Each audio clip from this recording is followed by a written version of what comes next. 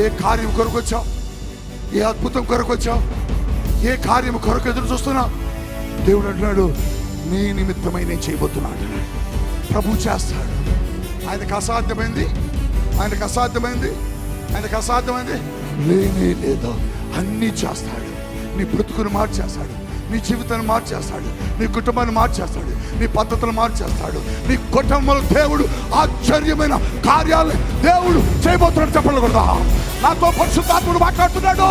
అసాధారణమైన కార్యాలట, భయంకరమైన రోగాలట, భయంకరమైన జబ్బులేనట దేవుడు తొలగించబోతున్నాడు. చీకటి శక్తులు భయమైపోతున్నాయి, దురాత్ములు కాలిపోబోతున్నాయి. అపవాది సామ్రాజ్యాన్ని పరిశుద్ధాత్ముడు కోల్చబోతున్నాడు.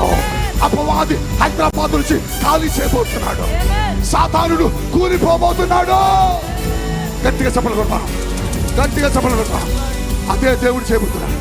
నువ్వు కూడా అడుగు, అయ్యా అసాధారణమైన కార్యం చేయి, సాధ్యము కాని కార్యాలు చేయి, మనుషుల వల్ల కాని కార్యాలు చేయి, వైద్యుల వల్ల కార్యాలు చేయి. వైద్యులు చేత కాదని చెప్పిందని నువ్వు చెయ్యాలి.